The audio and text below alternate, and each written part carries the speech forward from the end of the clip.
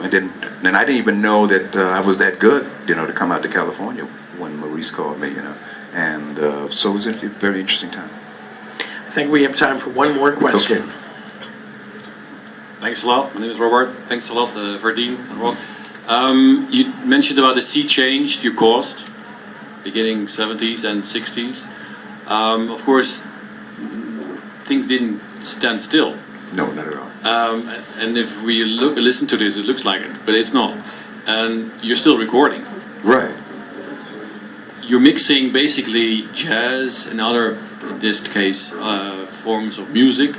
Now bass playing has also other kinds of, also new music. Wouldn't be good, I think it would be very good if that also these other parts of music would be involved in bass playing. I'm saying this because right now most bass what we hear comes from the computer. And for the musical feel, I think there's a lot of new other things which could be included in developed into bass playing, into recording. How do you think that could happen? Not seeing a sea change, but maybe a kind of evolution. It is happening. How do you see that? You got a lot of great young bass players today. You got people like Brandon Gilliard, who's with Janelle Monáe, Bruno Mars is bass player, artists. It's actually happening. What is new in there?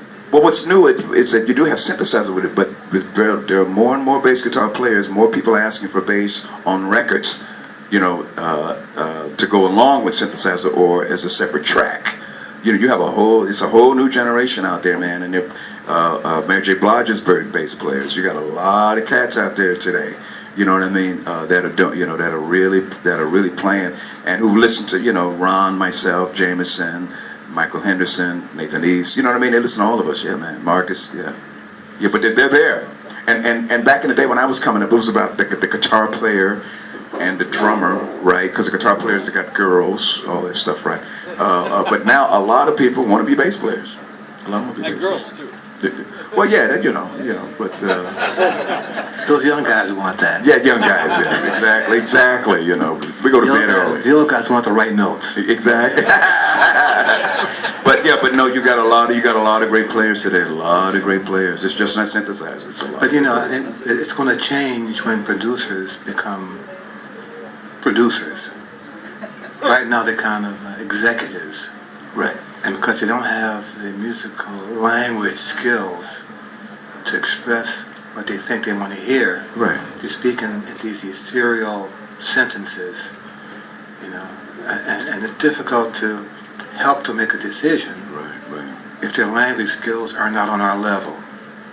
And that's okay sometimes, The guy says, play orange, and I say, really? Or, I'm not feeling that. I said, well, man, how can I make you feel something? Right. That's not really my job for you. Right. You have to tell me what you think is going to make this record work. So I think what you're asking ultimately is, how can there be more live bass playing on records? Yeah. Rather than necessarily stuff. And I think that's going to really change when the producer starts producing music and the artist becomes aware of what the bass sounds like live. I'm like Verdine. We do these clinics and stuff, master classes, And part of what I do is take my upright to this master class, and I'll play something so they can see these are some of the sounds that we used to make before 1951. And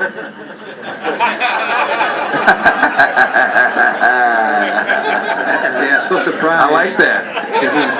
I'm working on it. And they are so surprised that these sounds are available to them because they don't know these sounds, like a rotary telephone or a real typewriter. It's all new to them. So it's up to the artist to become more worldly in their musical options than they have become so far. And it's kind of gotten lazy and just sit down to the computer. And that's okay, because that's part of progress. Yeah.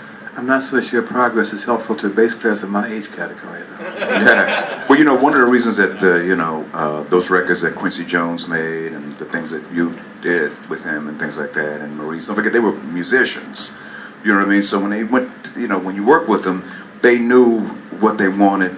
They had a tremendous vocabulary of sounds that they would know. So, you know, when you got parts or whatever, they knew exactly what to tell you. But, Yeah. you know, the musicality, like Ryan, was way up here, you know. Yeah. Right.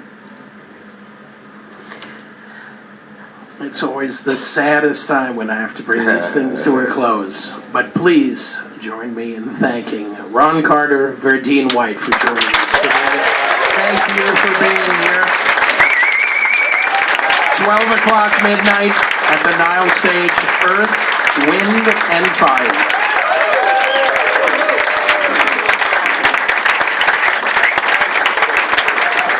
Nogmaals een hartelijk applaus